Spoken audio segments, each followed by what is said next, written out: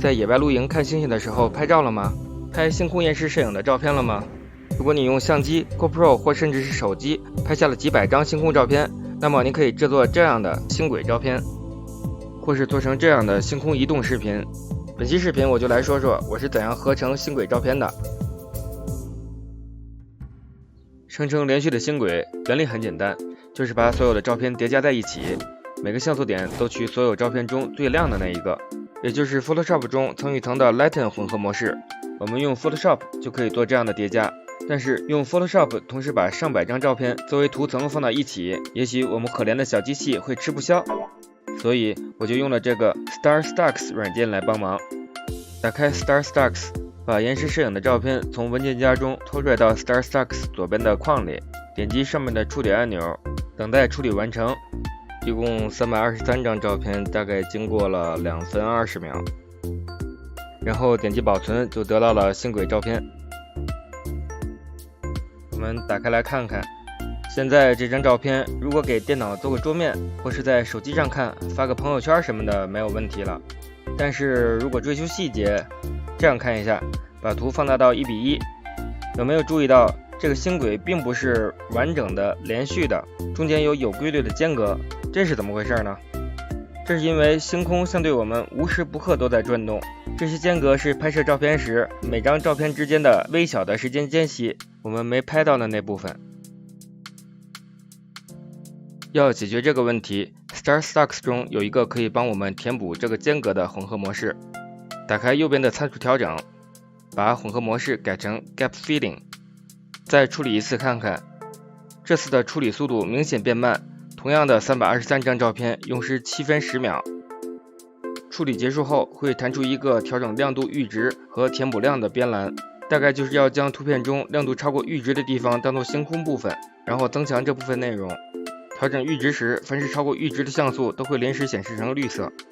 这两个值尽量调整到适合你照片的位置，过高会影响过多无关的内容，过低则起不到填补空隙的作用，填补量也是如此。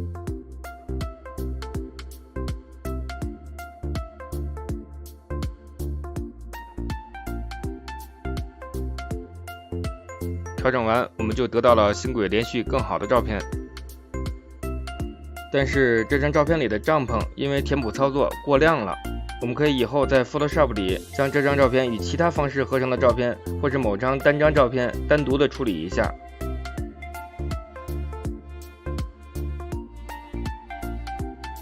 当然，这个填补模式只能帮我们填补间距不远的点，如果你照片中的星星实在间隔太远了，还是去 Photoshop 里自己画条线吧。另外 StarStax 还有一个彗星模式，打开彗星选项，再设定一下拖尾长度，我们可以实现这样的拖尾效果。刚才我是把 GoPro 拍的照片未经处理直接使用的，如果我们想对照片进行调色，在合成星轨后操作比较方便，毕竟只有一张照片了。但是如果我们想要更好的效果，尤其是如果我们用了相机或 GoPro 的 RAW 格式拍照的话，那就要在合成星轨前调色。对于 RAW 格式的照片的批量调色，我用 Lightroom， 我就只简单说一下了。先对一张照片进行调色，然后选中所有，然后把这张照片的调色方案应用给所有照片，然后导出的过程耗时非常之久，最后再到 StarStax 里面去处理。最后再说一下，虽然以前的视频我聊过用 GoPro 拍摄星空，本期也是拿 GoPro 来举例，但是 GoPro 拍摄星空的质量和相机比起来实在太差了，所以如果景色好又有条件的情况下，还是用相机拍吧。因为 StarStax 是一个照片堆叠软件，一些其他不是星空的延时摄影照片也可以用它来试一试堆叠的效果，比如这样的照片。